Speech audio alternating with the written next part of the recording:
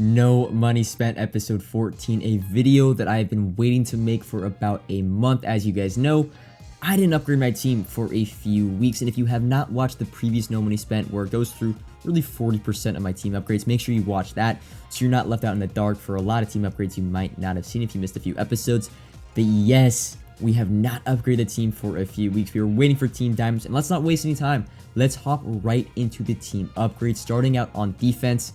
One of the fastest pass rushers in the game, 90 speed LTD Leonard Floyd, we picked up for 420,000 coins. He's going for quite a lot more than that at the moment. Ed Reed, and I'm not proud to say I spent around 1.3 million total to power up his card. Yes, I bought him Saturday morning. I wanted to use him in Weekend League, and he's going for around 950 right now. I did his set for like 1.1, so I'm not losing too much there, but he is one of my favorite players of all time and has great discounted abilities where I want them. Got some pass rush help, Javon Curse, Richard Seymour, and Thomas Davis. Thomas Davis did the set for around 250, Seymour and Javon Curse each 400,000 coins. I don't use all my pass rushers. I only play 3 in my dollar defense and 4 in my nickel defense, and I have around 4 to 5 great pass rushers, so I don't really use them all. And then finally, some safety help. Nolan Cromwell, strong safety. I rebought his LTD for 680k. Moving over to offense, Trent Williams, left tackle, most fear. We're able to do a set for 250k. We also got some BNDs, left guard Quentin Nelson, some middle linebackers, Edgerrin James, in my opinion, the best running back in the game. He's got the weight and the speed combo. Jamar Chase, the gritty, adds so much value to his card, 92 speed. Willie Anderson, I actually did this set for a little bit under 600,000 coins. And then Joe Perry, I think the most underrated, and my personal favorite card maybe on this team, other than the next guy, Joe Perry at fullback, but I play him at tight end, and I use that short and elite 1 AP combined with his 91 speed for just a great run after catch, throwing him on drags, little out routes. He is the greatest. And then, yes, we did not do all 32 sets. You got to be a madman to do those, even if you make a few million coins, but no. We picked up John Elway. I bought him late. It was Friday night, I want to say, or maybe, no, it was Friday night for 6.5 mil. He's going for a little bit less right now. By the way, abilities I run on him: Fearless, Set Elite, and Hot Route Master for 7 AP altogether. And when I say I would have paid 10 mil for John Elway, by the way, here are my official lineups, offense and defense on in the background. We're going to show some gameplay highlights while I talk about my Madden 23 outlook on the game, because I played a combined total of probably 22 games over the last month on Weekend League. I had no interest in playing the online gameplay. The meta, in my opinion, was awful, being under pressure and accurates, knockouts, and send 8. I just didn't have fun. Also agging, but honestly, I'm not that mad at that. It's got to be me. I got to make adjustments to stop that. But yes, John Elway. And like I said, I played 22 games probably in the past month via Weekend League. I played 22 games in 2 days on Friday and Saturday, and I had a blast. I finished 20-5 in Weekend League, going 20 or going, what I go? I think I went 17. I only lost, like, one of the L's was without Elway. I think I went 17-3 with Elway.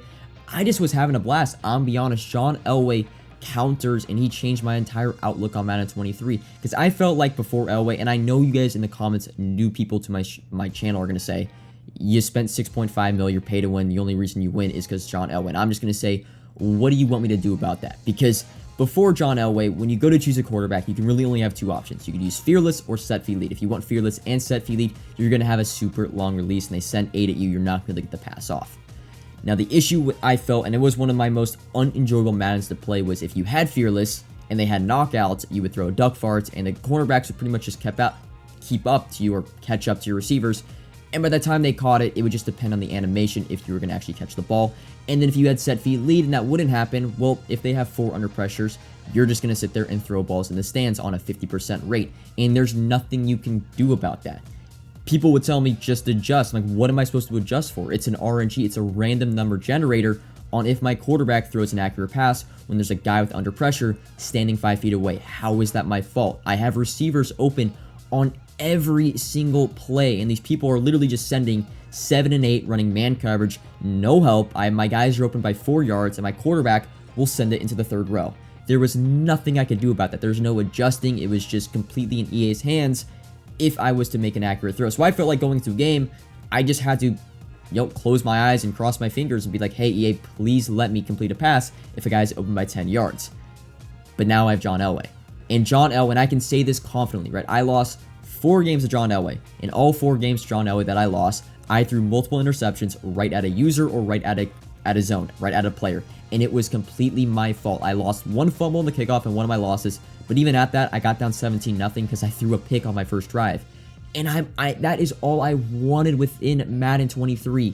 If I lose, I want there to be a reason that I lose, and now there is. If I make bad reads, I lose said game. And I'm fine with that. It's on me. Before I make good reads, EA decides if I'm going to complete the pass. And I'm having a blast. The same people that I would get absolutely flooded by running spinner, under pressures, and knockouts. I mean, seriously, they don't stand the chance. I threw a quick slant, and my guy's open by 10 yards. John Elway, with a man in his face, actually completes the pass like an NFL quarterback would. And yeah, like I said, I would have spent 10 mil because I'm thoroughly having a good time. It's weird. It went from probably my most hated Madden to, it's not one of my favorites, of course, but it's fine, right? It's fine. I'm able to complete passes. I love the release slinger one. It's just changed my opinion on Madden 23. Now I'm looking forward to actually making upgrades in playing Weekend League every weekend. Like, seriously, you guys know, I know gameplay on my channel because I really never played on stream or off stream, and now I'm looking forward to playing Weekend League this next week with all the new upgrades I'm going to make. So yeah, you might not see a super high coin count this year, like, 70, 80 million coins in a few months, because I'm probably going to be upgrading my team a lot more this year than I did last year in the middle of the year, because I'm having a blast playing this game. So I want you guys to understand that if you have a chance to get John Elway, I'm serious, it does not matter. Like, I know Steve McNair came out, I know there's other quarterbacks, they don't come close to Elway, because you get the 7 AP, Hot Route Master, Fearless, and Set Fee Lead, which allows you to put on a bunch of short and elites. You could also throw on some edge protectors, where Steve McNair, you threw on Fearless and Set Fee Lead. I think it's like 4 or 5 AP, and his release also just isn't that good. Elway has one of the top 2 releases in the game, other than I think it is Slinger 3 and Slinger 1, the 2 best. Elway's clear. I think Elway will probably be the best quarterback in the game for a few months because of his ability discounts. If you have the coins, if you have the extra coins lying around, pick up Elway. Do so. Do not even think twice about it. So that's my little rant, or not even, it's a positive rant, I would say, about Madden 23, and I'm actually enjoying the game a little bit. But that's the squad upgrades, and a lot of you guys might be wondering, well, how did you make those squad upgrades? How are you getting coins? And some of you guys have also asked to be more, to show more directly, like, my personal investments and how I'm making on a personal level rather than just telling you what to do. I'll show you guys how much I'm actually making. So I'm going to do that. Let's talk about the last week in investing, Team Diamonds and AKAs. Starting out with Team Diamonds and how much I made in total. We'll get to that. Starting out with 78, 79s, I was buying for around 1.2 to 1.5k. I only had 100 of those. I got around 3 to 4k value out of them by building through team builders. Pretty solid, but I did not have a lot. 80, 81, same thing, was buying for 4 to 4.5k, and they were able to be sold for 9 to 10k, but I used a lot of them in team builder sets. So again, amazing profit. I had around 180 to 81 cards. Again, making 3 to 4k on every single card. 82s and 83s, they did not move up. A few of them sold for around 10 to 11,000 coins that I bought for 7 and 6k, but I majority just used those for team builder sets. Again, team builder sets were amazing. Gods here. I hope you guys used them over the weekend. I hope you are still using team builder sets just to make profit if you're a little bit low on coins. 84 overalls, which I bought on average around 9 to 10k. I used those in the best set of the weekend, the 86-87 exchange, which was spitting out ultimate kickoffs that were going for 50, 60, 70k. So I don't have an exact amount of how much I made on my 84s, but I can confidently say I made quite a lot. And then you have the 85s through 87, mostly core elites.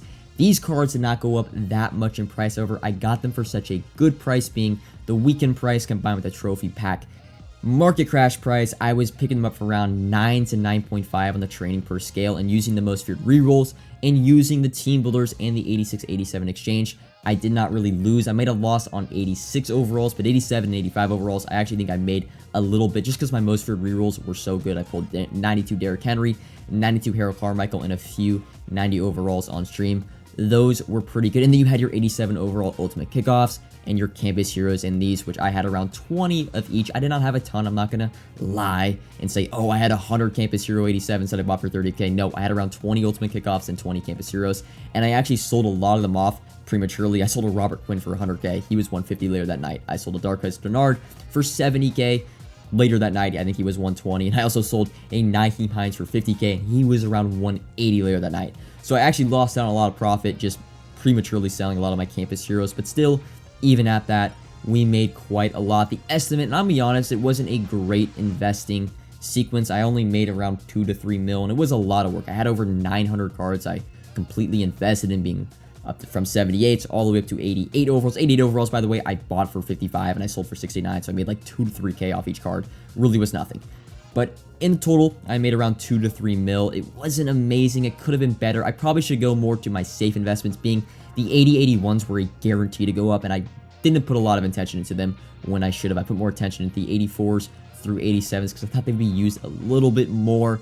The set requirements kind of screwed us a little bit on the 84s through 87s, but we got them at such a good price, and training had such value this weekend with the most feared reroll, using the 78s for team builders, the 84s for the exchange set.